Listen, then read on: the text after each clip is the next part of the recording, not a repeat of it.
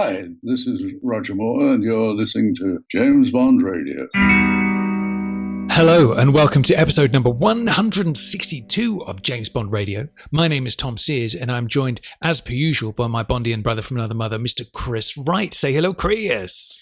Hello, Chris. Now, today, it's been a little while, hasn't it? It's been a few weeks. We've had some wonderful guest interviews. We had Dan Gale interviewing Carrie Edwards, not Carrie Fukunaga, Carrie Edwards, about his Timothy Dalton book. He disagreed with something that ate him. That was cool. That was interesting. And then last week, we had Grand L. Bush joined Matthew Chernoff for a little chat about License to Kill. They were two very solid and interesting interviews, weren't they? They were indeed, yeah, and obviously the book I haven't had a chance to read yet, but I'll get that as soon as we can. But I really enjoyed the Grandel Bush interview. I thought that was great, and he sort of sits in that 80s action movie. You know, you've seen him in a few of them, but you know he's a good sort of character within those films, and I thought that was a really good interview that Matthew did. Yeah, as I've said before, I kind of really enjoy those ones where it's not like a main player. Do you know what I mean? It's like, because we've often said, haven't we, like one of the difficult interviews was Sir Roger, because he's already told a million stories a million times, and everybody's already heard those stories. So it's like, how do you do something new with Sir Roger? Do you know what I mean? And it's kind of like, so in the end we just sort of ended up having fun with him. But like somebody like this, where you don't see him on TV every day of the week telling those stories, I feel like it's an extra peek behind the curtain, you know? Definitely. And it's good because obviously they're the ones you wouldn't get in your magazines or your online interviews or stuff like that, so it's good to hear that extra bit of special news. Absolutely. Yeah, indeed. So obviously we've had a little venture, our own little special Bond vacation recently, didn't we, Tom? Yeah, man. We obviously went to Piz Gloria. We posted a little video up on the social medias of us recreating Roger's belly slide. George's belly slide. I've got Roger on the brain now, and all that kind of stuff. And so I thought today would be a little bit of a Piz Gloria report, a little bit of a chat about that, and maybe a little bit of Bond 25 banter as well. See what's going on, what's coming up very soon. Probably any day now we're going to get some news dropping. So that'll be today's episode. Shall we cut to some theme tune and get cracking? Let's do it. Who are you? My name's Bond. James Bond. Bond. James. Bond, what do you think you're doing? Keeping the British hand up, sir. Welcome to James Bond Radio. News, reviews, and discussion of all things 007. Pussy. As you can see, I have no problem with female authority. Oh, pipe down, 007. Do you expect me to talk? No, Mr. Bond, I expect you to die. All right then, Chris. So talk to me about Piz Gloria. Did you like it? Did you enjoy yourself? Well, before we go straight into it, Okay. right?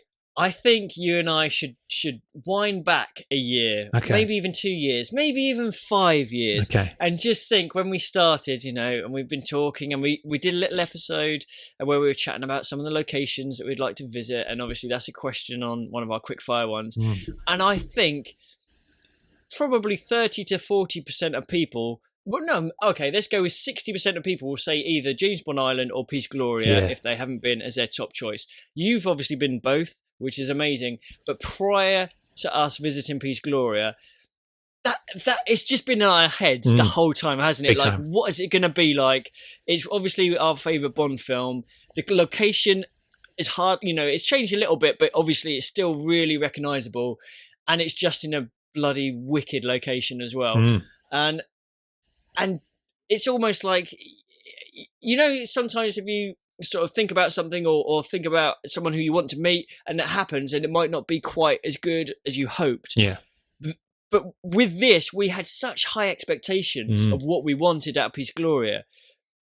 But I'm extremely excited and happy to say that it totally met and surpassed that, didn't it? Yeah.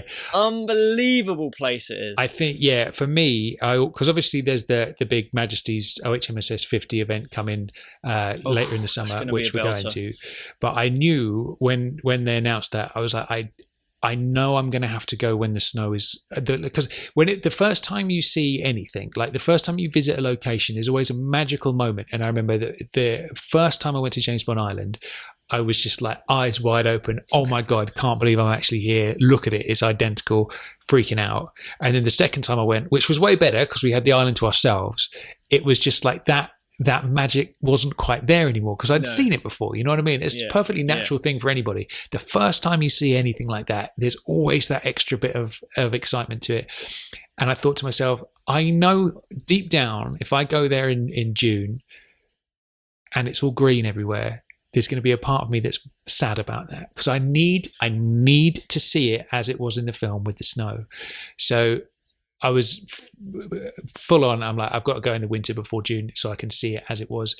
And yeah, I struggle to think of a more magical location than that. As we arrived, wasn't it? As we arrived in Murin, there'd just been like fresh snowfall. In fact, as we landed, it was snowing as we landed. Yeah. So by the time we got to Murin, it was like, it was fresh carpet of snow everywhere.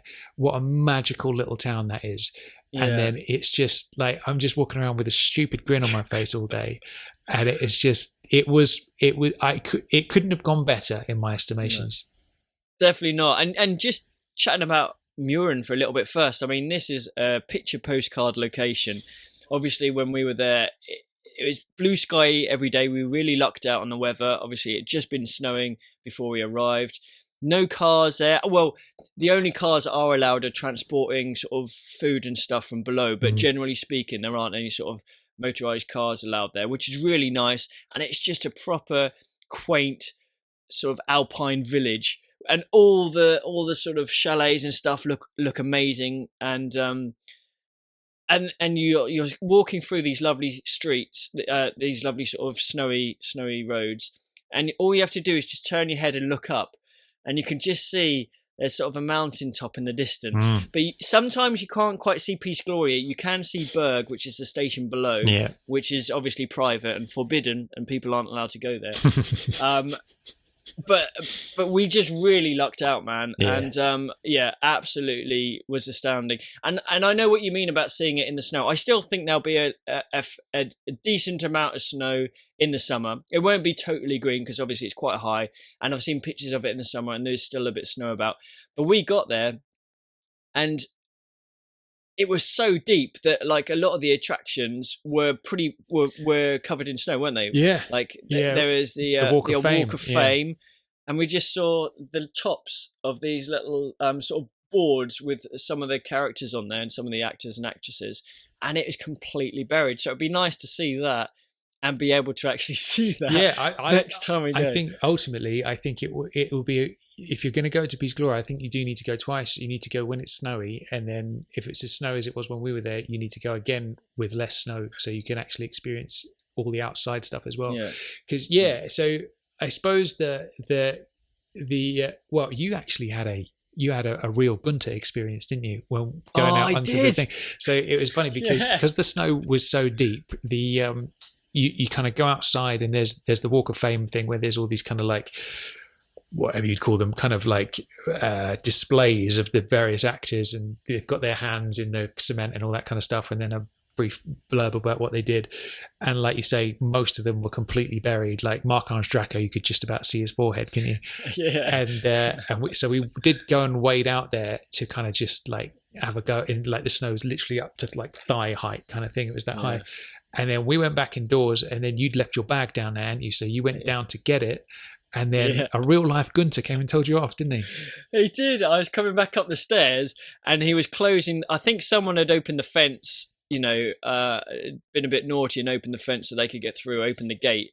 And so when we went down, it wasn't like we didn't think it was shut, was it? We sort of just thought, well, we'll have a little look. I came back up.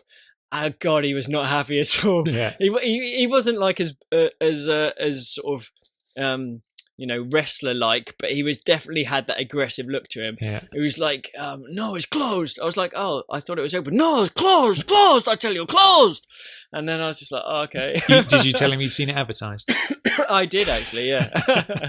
He wasn't too happy at that either. No, but it wasn't. There we go. So yeah, man, I suppose the thing for me with that whole Piz Gloria experience, I'd never been skiing before or anything like that. I'd never been. We did a little bit of skiing, didn't we? We did do that afterwards, didn't we? But like, just being in that setting is so Bond-like as well, isn't it? Like when you get into the little cable car station, I'm like, I feel like I'm in Pure Eyes Only right now. You know what I mean? It's like you're all lined up for the lift. Everybody's got their skis sort of like strapped up, like holding onto their skis by their shoulders and stuff.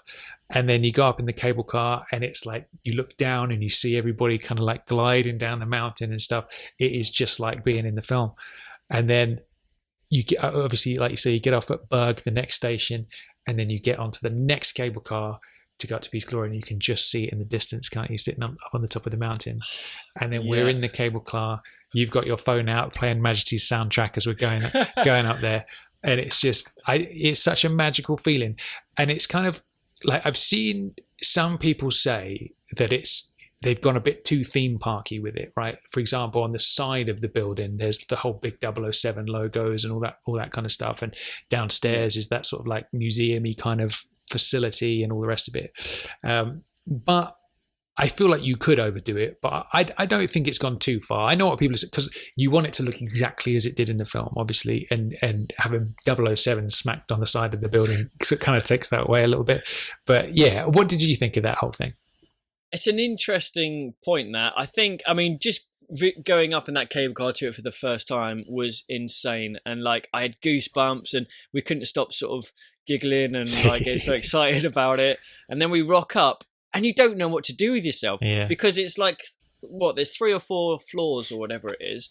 You know, there's attractions and things to see and look at on each level. We've got sort of a restaurant. You've got obviously the classic stairway up to the revolving restaurant. You've got sort of a shop that sells some Bond goodies. You've got sort of the museum. Obviously, you've got the 007, the Walk of Fame outside. Plus, you've got that whole helicopter area where, you know, it's they've changed it from the film. So in the film, it's like a square, and here it's sort of a hexagon, I think, or something like that. But you just don't know where to. When we got off the cable car, we walked in. Straight away, there's like a screen showing Majesties, you know, with a stick of dynamite above it with a countdown timer, and we're like, there's things of, you know, silhouettes of Bond wherever you look, and you just don't know where to go or what to do to start with because there's so much. But the excitement level is off the chart, man. It was awesome. The first thing you really see, like you say, you get off the cable car and you walk through, and then you come out at the exact spot that Tracy would have like thrown Gunter against the spikes on the wall. That's like right next to the lift, and then on that spot is now a TV. So like you said, there's like these little TVs with like they look like a clapperboard kind of thing with the screen on, showing scenes from the movie and stuff, and like they show that scene on the wall on that exact spot from where that would have been shot. And yeah, I suppose bizarrely, I think the thing I was the most excited to see out of everything, those kind of gold rings at the top of the stairs. You know what I mean? I don't know why. They are kind of iconic because they're so individual, aren't they? You haven't seen them anywhere else before. And obviously, the first time when Bond sees the girls, and we have to admit, okay, so between Tom and I, we recorded a few little videos, didn't we? There is going to be a Piz Gloria sort of vlog and little video montage, which we'll stick out in a week or two. But one of them that we had to do was a walk up the stairs, wasn't it? So I got the video camera out first, and we both went up and had a little look around the revolving restaurant, and obviously took that in. And then we thought, all right, Tommy, you know, get down there. So did we have the music playing or not? I think we did, didn't we? We did, yeah. That's it. You got the music playing on your phone and then used my phone to film us coming up the stairs. That's it. And then I noticed some people in the restaurant laughing at us for doing that, but whatever. Exactly. Yeah. And I think we both had the biggest pouts ever. I tell you what I like about the Piz Gloria experience, other than the fact that you're actually at Piz Gloria, is the fact that they've really embraced it. So like when you go to James Bond Island, there's nothing there that's remotely Bond related at all. There's nothing to read. There's there's nothing to tie it into the film at all, apart from like some really crappy t-shirts on a stall. You know, and if you weren't a Bond fan, there's nothing to learn about the film if you were just going as a casual fan or whatever. There's nothing there to learn about. Whereas at Piz Gloria, they've gone the totally opposite way. So like you get to the top of the stairs and there's like a cutout of George in the tux at the top, and you know there's him dressed as Hilary Bray outside on the helipad, and all the rest of it. It really is like a Bond sort of living museum. It is a mini theme park, isn't it? It's kind of obviously without the main rides, but it is a Majesty's almost theme park with all the stuff you can do. And there's a couple of things outside where there's a button and you can play a bit of audio from the film, so a bit of Bond talking or whatever. So that was quite cool. For me, I mean, the rings were amazing, and particularly when we're playing the music. But I think just standing on that helipad with that view, you look one way and you've got Piz Gloria in front of you, and then you do a kind of a 360 and you have one of the nicest vistas I've ever seen in my life.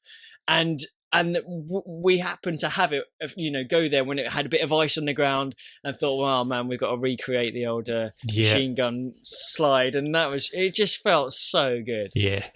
I think it's one of those it's such an iconic thing that you just kind of have to stand there and just kind of absorb it a little bit. And it's funny because like that sort of cutout of Bond as Sir Hilary stood on the helipad.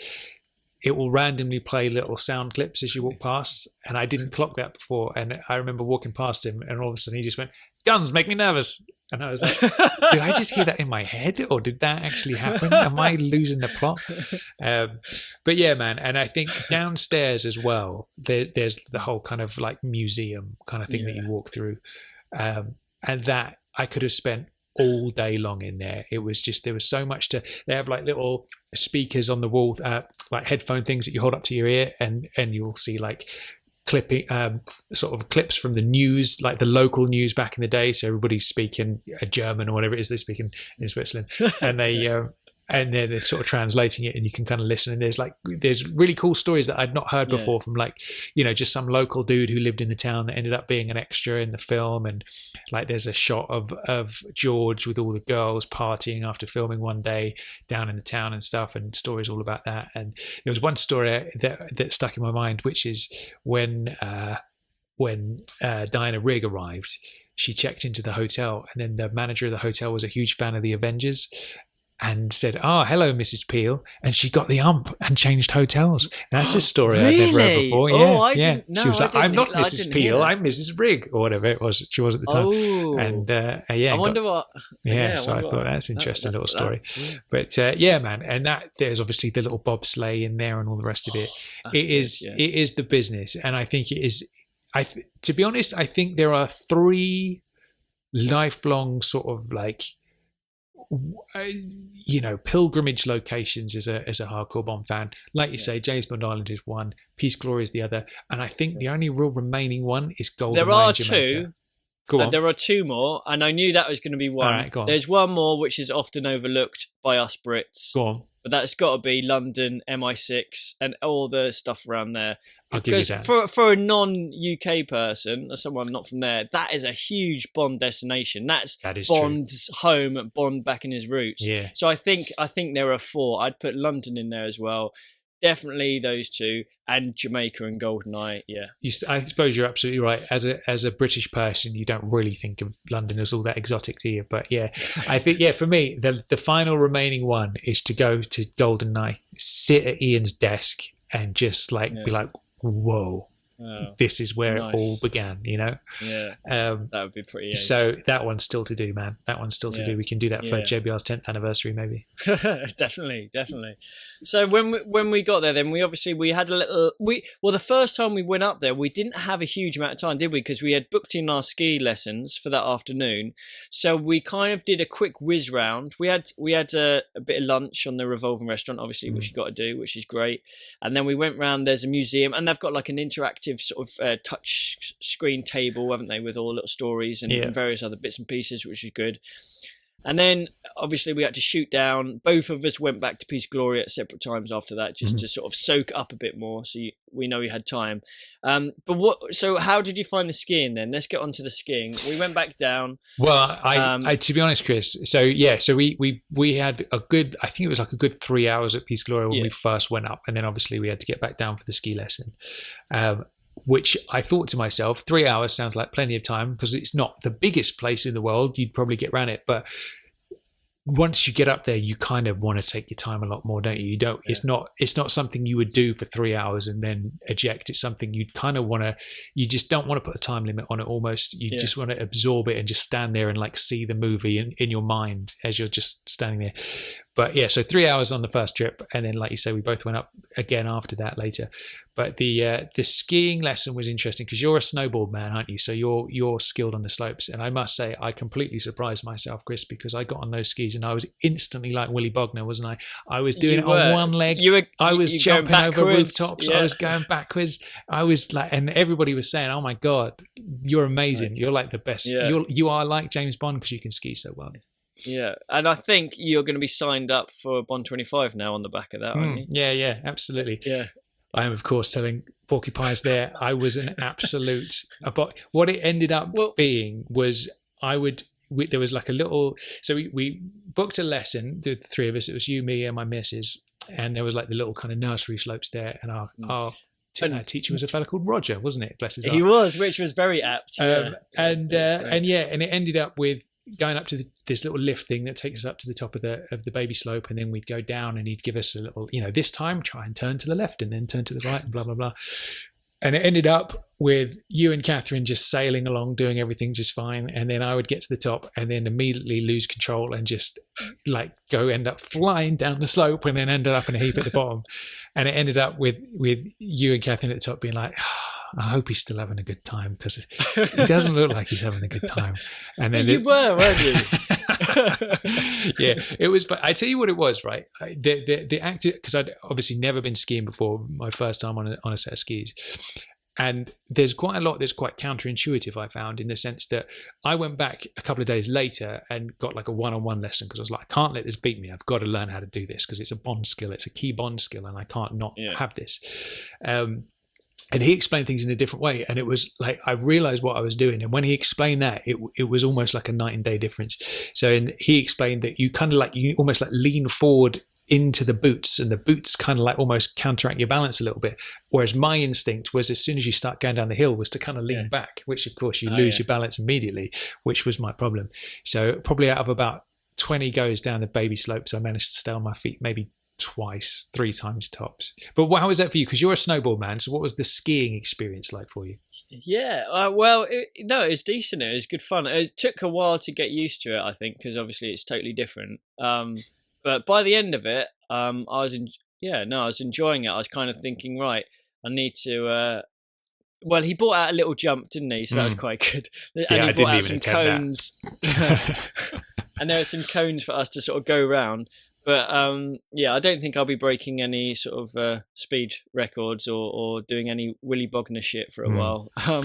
But I did enjoy it, and I liked, both of us doing it. And it was in a Bond location, and it was skiing, and that was awesome. If you're going to learn to ski, you want to do it in a Bond spot like that. But yeah, a couple of days. So I did 2 more lessons, one-on-one after that. And I kind of learned so much in that first session. I was like, and I felt like I was really close to like being good. But I wasn't quite there, so I did one more the following day, and so we did a little bit of practice, and then he took me up on an old bobsleigh run, which obviously not the one from the film, because that was like super dangerous, wasn't it? And it's not. I don't think it's even. I think it's all kind of like covered over these days.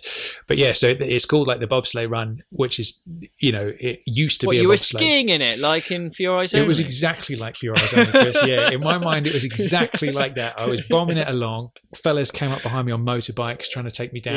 Yeah. I they always do that. They always do that, don't they? But yeah, no. So that put a smile on my face. So it was an actual bobsleigh run that it was the bobsleigh run, and then they kind of filled it in so you would ski down it rather than it be an actual bobsleigh run kind of thing. But it was the same route that the bobsleigh run took. Oh, that's cool. And so we went down that a couple of times. And it's quite interesting because when you're on the bunny slopes, it's kind of like you can kind of fall over wherever and it doesn't matter. Whereas when you're on that, there was like definite edges and drops. And it was interesting to know how to see that when there's a fucking massive drop next to you, you don't go over it because you have no choice but to not go over it. Do you know what I mean? It's like, not that you're going to lose control and tip over. You're so concentrating on not going over the edge that you kind of stick to the track a little bit more. But it was cool, man. And I kind of got a little bit addicted to it by the end. I was super keen to, I want to go back next winter and literally get a lesson every day for a couple of weeks and like really master it. That's my goal. So are you going to be wearing an all blue onesie or an all yellow onesie? It's going to be one. I think I get both and then rotate them. So, once in the laundry, I can wear the other one. Yeah. But when I went up to Piz Gloria the second time, I kind of, because you can go up there and literally there's a ski slope all the way down from the top of the mountain all the way down to the bottom. So I went outside where everybody was skiing off and just kind of watched them take off. And I'm like, dude, that is my goal right there. No matter how many winters it takes me, I need to come back and I need to get up there and I need to ski all the way down that mountain. That's my goal. So next winter, going back for sure. Okay, and we'll have to have the Majesty's theme playing as you're skiing down. 100%. Like yeah, completely. All right. But yeah, so highly recommended to anybody is just the ski learning experience itself. If you go to Piz Gloria in the wintertime, get a couple of lessons in. Don't try and do it yourself. Because it was when I had that second lesson, I went out a couple of hours before on my own and was like, I'm just going to just get used to it again and start before my lesson. And it was just a complete abomination. And then within 30 minutes of that lesson, I was like staying up and I was doing the old side to side and could actually stop, which I hadn't been able to do previously, which was nice. But yeah, man, I think it was magical all around. You know what? You are a better skier than James Bond. Because Daniel Craig, as we well know, cannot ski. Well, I even said that on the day, didn't I? On the first day when I was having terrible trouble, I just ended up in a heap again. And then I came back up the lift and I said, the one thing that makes me feel okay about this is that Daniel Craig can't ski either. So that makes me feel all right. Yeah. There you go. Yeah, cool stuff. What did you think as a ski man? What did you think of that resort as a skiing experience? Would you go back, like as a snowboarder, would you go back there? 100%. I know we kind of were really fortunate that they just had such a massive snowfall, but in terms of terrain, it's fantastic. There's so much that you can do there. And I love the fact that it's, no cars and it's quite quiet and nice and picturesque, and obviously the fact that you're skiing where there's a Bond location, it's just, I'm 100% going to go back, whether it's next year or the year after, I don't know, but I'm going to go back and ride that bad boy. Nice. Definitely. Sounds good to me, man. Sounds good to me. Cool stuff. So, Chris, we've got obviously OHMSS 50 coming up at the very end of May, early June. Are you excited about that? How are you feeling about that? The return to Piz Gloria. Yeah, I know. It's going to be, what you said about seeing something for the first time and having that magic, and you go back the second time. When I went back up to Piz Gloria the second time, it was great because I had more time to take everything in, as did you, a day or two later.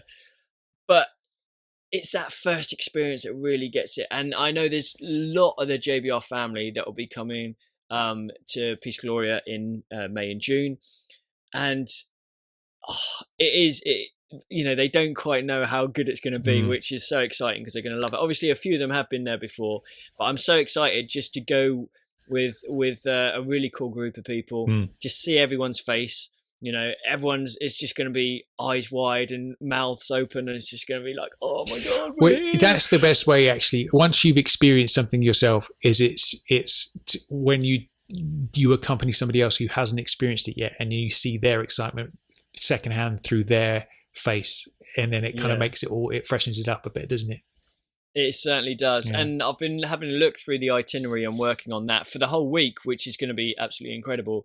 But looking at the Piz Gloria weekend, Martin's recently released a bit of information about a bit more detail on the itinerary, and it sounds so good, Tom. So just going through it, what's going to happen? We've got a dress to impress dinner on the Friday evening. So we're talking. Get my kilt out for that one. Very nice. Yes, I wonder how many people are going to wear kilts. I bet there will be at least a couple. I'm sure there will. But you get pretty cold. Although it is the summer, so you never know. That's true. So that's going to be good. Bit of a black tie dinner. Obviously, George and Co are going to be there, which it will be amazing. Can't wait to see that. And then on the Saturday, they've got loads of really cool excursions. So we're going to obviously go a bit of Bond location hunting.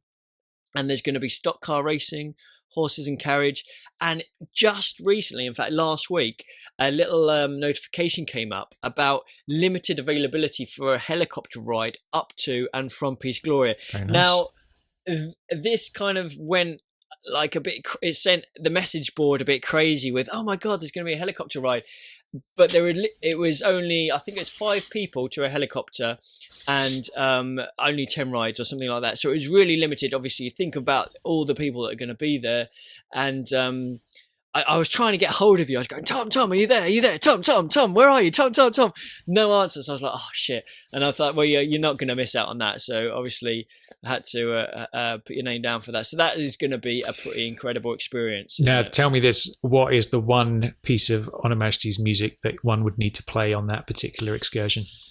Well, I imagine it's the one that we played in the chairlift on the way up, which would be Journey to Blofeld's Hideout. It's got to be done, hasn't it? Absolutely, yeah. And a bit, I was thinking a bit of Over and Out, you know? Oh, Over and Out as well, yeah. I think we could do a bit of each, actually. Yeah. Maybe from the distant, we can have one, and then when we get close, have the other or something. Yeah, absolutely. But, that's going to be pretty fantastic. And obviously, we're going to go up to Piz Gloria itself in terms of the Saturday evening. There's going to be a dinner at Piz Gloria. We're going to listen to Cue the Music playing, which is going to be awesome. And I think it's just, to be honest, everything about that weekend that has been managed to pack in is probably going to be one of the best Bonds experiences that we've ever had. I think. Yeah, for sure. And getting to share it with everyone as well, it's going to be pretty incredible. Yeah, and to hang out with George as well, it's all going to be pretty sensational, isn't it? Yeah.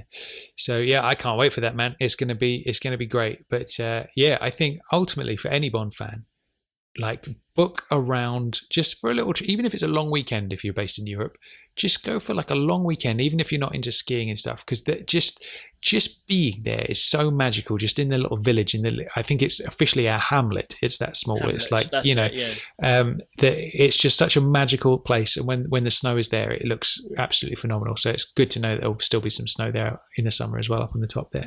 But interesting stuff. Now, Chris, we've got a. You've been working hard on a Majesty's flavoured piece of JBR garmentage, haven't you?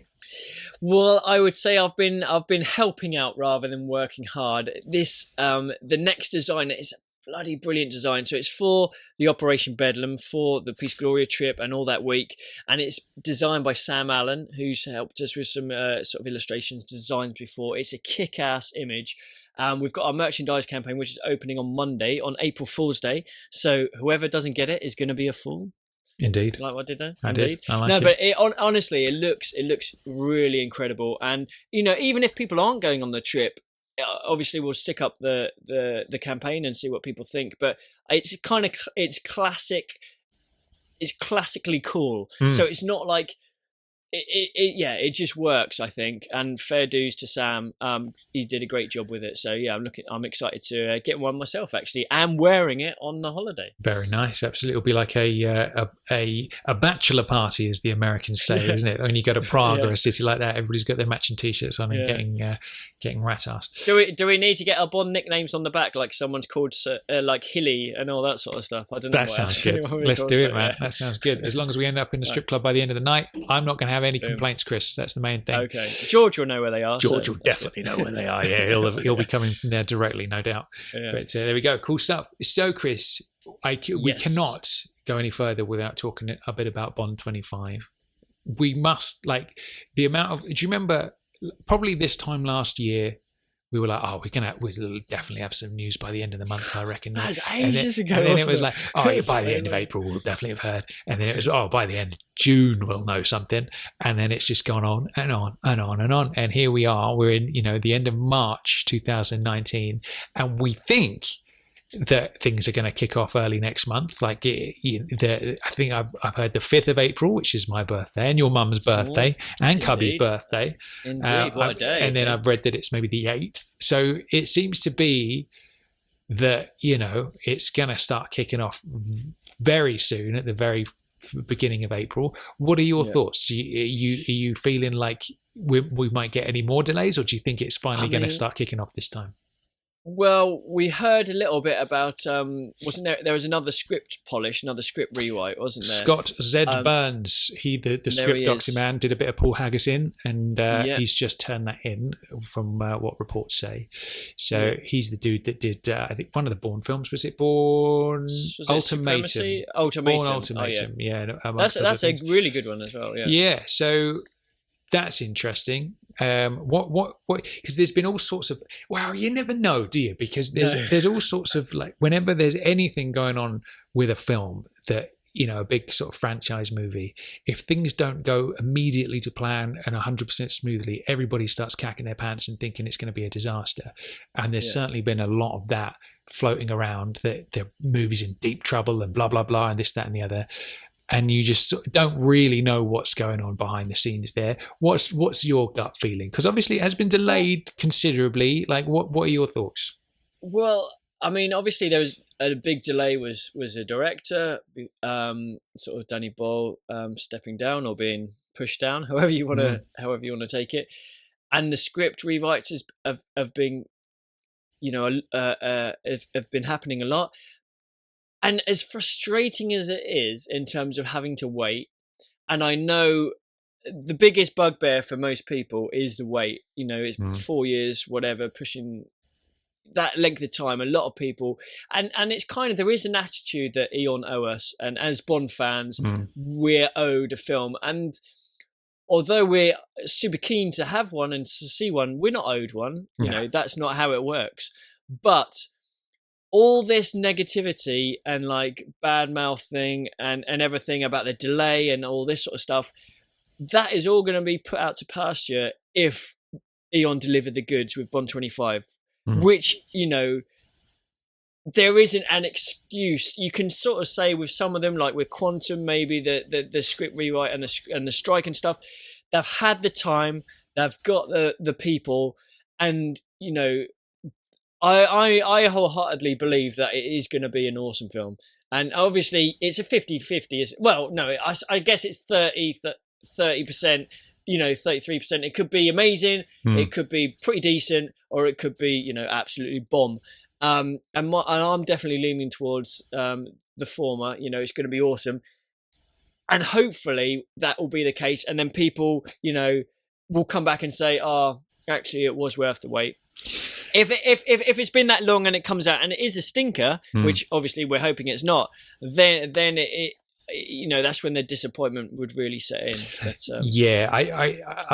I know what you're saying. I think there is that dangerous, that you see a lot of it on the social media. It's like, oh my God, what are they playing at? They've had so long since blah blah blah and blah blah. They're incompetent and all this kind of stuff. Which I think, when you consider how huge an ordeal a production like that is to get together, and if, you know, going way back now, obviously there was cycling through directors that were looking at, like, I don't know how to say his name, Denis Villeneuve, is that how you say it? Or Villeneuve, Denis Villeneuve, whatever, however you say it. And then it was like he was the dude who was going to do Dune instead. That was the right guy, wasn't it? That's it. Yeah, that's it. Yeah. And it seemed to be like they were struggling to find a director who wanted to take on the last Bond film, which is understandable, isn't it? Because ultimately they don't have the best track record of being the greatest entries. If you're going to do a Bond, you probably want to introduce the new Bond, don't you? Or do one early in that sort of sequence of movies with an actor. So I get why that might have been a difficult sell. Then obviously you get Danny Boyle on board, everything's gun blazing, all of a sudden that totally derails. So it's kind of like a lot of that is out of their control. It's not like they've just been twiddling their thumbs and then all of a sudden it's like, oh shit, we're supposed to get a film together, and then they've just not been ready. It's like there have been challenges, you know. And I would say every single day of the week, I would rather them delay it and take their time than end up with what we recently learned about Tomorrow Never Dies, which is obviously day one, they start shooting, all of a sudden the whole script is thrown out and they've got to make it up as they go along. Like, that would be the thing I would be upset and disappointed at if they did that. But they are obviously not. They're obviously taking some time, being like, all right, let's do this the right way. And if we have to delay it, however many times we have to delay it, then let's do it. I would always be more in favour of more of a delay and getting it right than just rushing out a film just to stick to some arbitrary deadline. Yeah, I 100% agree. But it'll be interesting if Bond 25 is a film that divides people, because I think Spectre is largely that film. Like, there are some people that love it and absolutely adore it, and there are a lot of people that really don't rate it very highly at all. And if Bond 25 comes out and it's a similar sort of dividing between, like, Casino Royale comes out, critics adore it, audiences adore it, everyone loves it. Yeah. Skyfall, it's similar in terms of there is the sort of Britannia thing going on, the London Olympics, you know, very, very well received. Spectre comes along, and there is that division, and it'll be interesting to see with Bond 25. Okay, is this going to be one of those everyone loves? Is it going to be a divider? Who knows, sort of thing. But yeah, it's you know, they don't come around all that often at the moment, and you just want it to be a good one, don't you? You just pray that it's a good one. Only time will tell. Well, some of the words on the street, Chris, have said that a lot of the back and forth thing were things like, I think this was at the Danny Boyle stage of the game, that there was going to be a large chunk of the film where Bond was incarcerated. He was like kept in a prison cell or something for a sizable chunk of the movie, which we've seen before. Goldfinger. I guess we have, yeah, absolutely. And then there's obviously the rumor about him dying at the end, and then something I've read recently, which is that the vibe that Daniel wants to go for and that they're shooting for is a From Russia with Love kind of feel, which obviously with the thought of the Russian villains being cast and all that kind of stuff, then that definitely leads in that direction. And again, once again in the news, or the propaganda, should we say, the Russians are the bad guys again in the modern day. So there is that. So what do you think about that? Would you want to see a Daniel Craig flavoured From Russia with Love flavoured Bond 25? Well, I'm a massive fan of From Russia with Love in terms of the story, the pacing.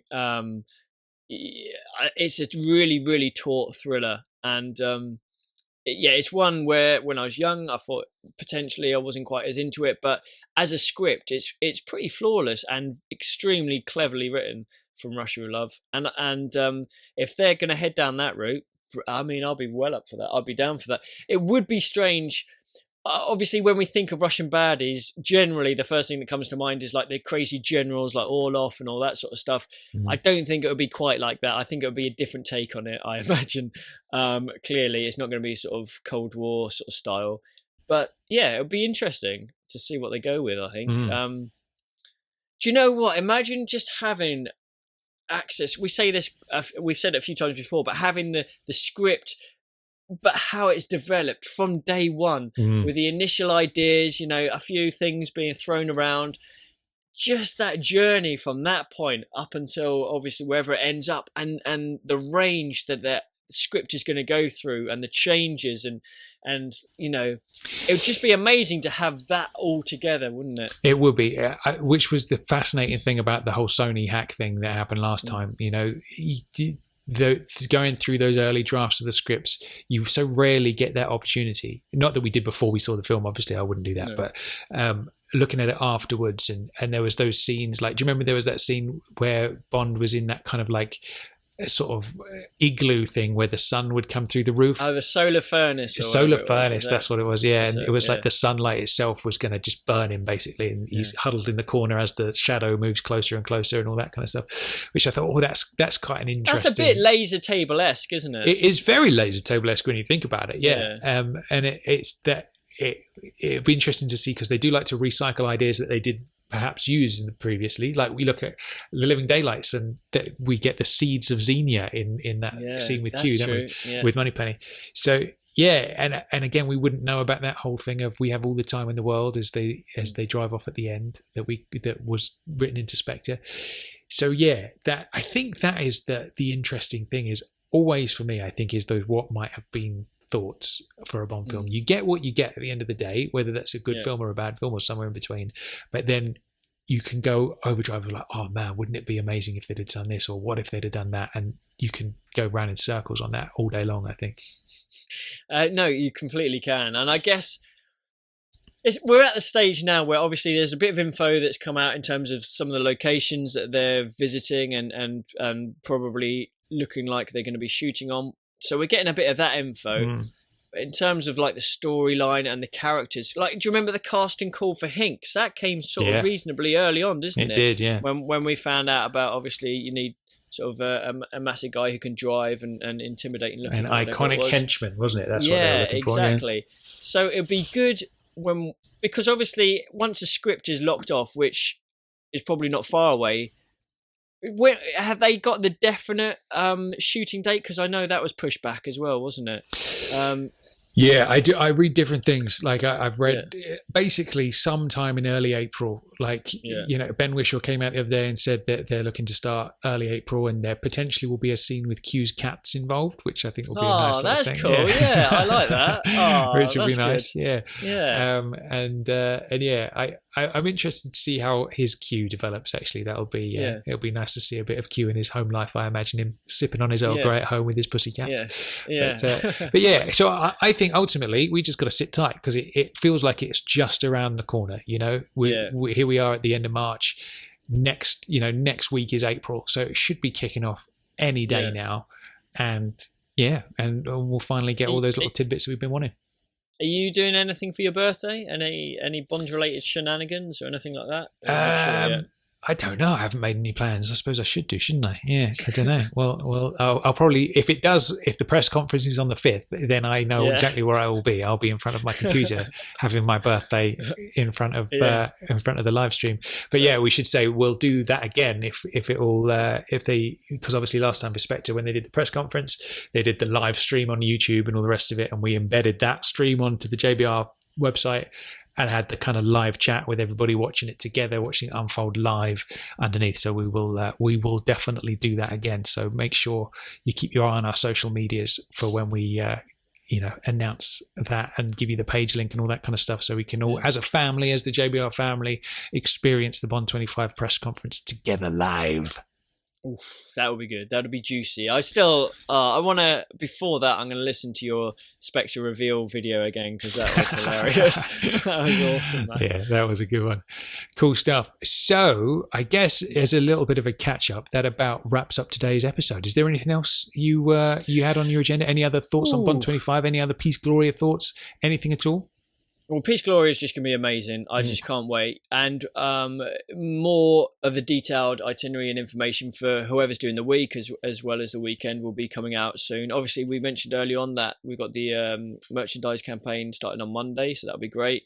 In terms of Bond 25, it's just one of those things where I'm just looking forward to some, cemented information, not okay, it could be this, it could be that. Some information we go, okay, here we go. Now we know this is definitely happening. And that's when it starts to get really, really interesting then, I think. Whether that's casting or anything like that. I mean, that's got to be around the corner for a lot of it, hasn't it? Exactly. I read the other day that Rami Malek has been signed now and all the rest of it. Whether that's true or not, we don't know. I feel like that's in the bag. I feel like we'd have heard a peep of somebody else by this point if it hadn't have been him. And whether that earlier rumour about Madeline Swan coming back, whether that's true, it'll be interesting to see all those developments when the new Bond girls and all that kind of business. It's gonna be good stuff. So then, just before we wrap up today's episode, JBR will be taking a bit of an extended break after today's episode. Basically, we are just, both of us, I'm about to move back to England and settle down like a normal human being, and it's just so much going on that I kind of have to take a little bit of time away. And as do you, you've got some stuff going on as well, which you've got to have a little rest from JBR, because sometimes life gets in the way of bonding, doesn't it, Chris? It certainly does. Yeah, I've got be moving house as well and a few other things going on. So yeah, we're going to take a little bit of a break, but there's so much Bond stuff going on. And there's so many, obviously the Facebooks, the Twitters, all that, the forums, everything, that will still be ongoing. And there's so much information that's going to be coming out there that people, there's going to be lots of Bond for everyone, basically. Absolutely. So no one is going to go missing, are they? Indeed, yeah. And I'm sure we'll crop up from time to time when some big Bond 25 news drops or whatever, and we'll do, the odd emergency podcast here and there or whatever. But the regular programming will be taking a bit of a break until kind of later in the summer. I would imagine we'll probably we'll coming back when Bond 25 really starts ramping up. But yeah, so try not to miss us too much. And if you do, just go back to episode 1, press play, and then by the time you've made that all the way through, then we'll be back with some fresh content for you. I think that's probably about right, isn't it? Yeah, I reckon, absolutely. Good stuff. All right, then, good stuff. So fingers crossed for some Bond 25 news soon. Keep your eye on the social medias because we will be watching that live stream together on the JBR website with the live chat and all that kind of stuff. So keep your eyes peeled for that. That should be dropping any day now. There was one thing I just wanted to mention before we sign off. I did like that. I'm aware that I've gone really dark here, so I'm sort of doing my Blofeld at the moment. But I really did like that fan poster of the Shatterhand poster with Barbara Broccoli putting "It is not Shatterhand." Right. I thought that was a really nice gesture. Could it be, could it be calling the bluff or whatever? But the fact that Barbara did that and it went viral, I thought that was a really cool little bit. Actually, I enjoyed that. My assumption, if I was Barbara Broccoli, I'd have written that and then walked away and then under my breath gone, "It is really." And then, just to piss people off. But that's actually one thing I can't believe we forgot to bring up is they released that the title was Eclipse for Bond 25 recently. And then it came out a day later, it's actually a working title. Yeah. What do you think about Eclipse, Chris? Yeah. Well, not as a main title, is it? No, I must admit, when I read that, I was like, I'm not. That doesn't do it for Tommy. That doesn't sound like a Bond film at all. And my initial reaction was, I thought, as a working title, just to throw people off the scent or whatever. Yeah. Then whether that has any kind of, whether it's a longer title that has the word eclipse in it, maybe that's along the same lines, or if there's something about an eclipse that is related to the title of the film. We will obviously, that remains to be seen. But if it's like revealing Bond 25 Eclipse, I would probably be like, I don't like that. Yeah. It's all right. It's just a placeholder. It's got to be. It's got to be. Yeah, absolutely. We'll find out soon enough, Chris. Yeah. Indeed. That's the thing, isn't it? When they reveal that, and then we're going to know what the new Bond film is called, and we're going to be watching that film for the rest of our lives, and it's going to sit in that row of Blu-rays along the wall. Yep. It's going to be intriguing to see what they go with. But we will see soon enough. All right, then. Definitely. Until next time, I've been Tom Sears. I've been Chris Wright. And James Bond Radio will return later in the summer. We'll see you then, people. Bye. See everyone.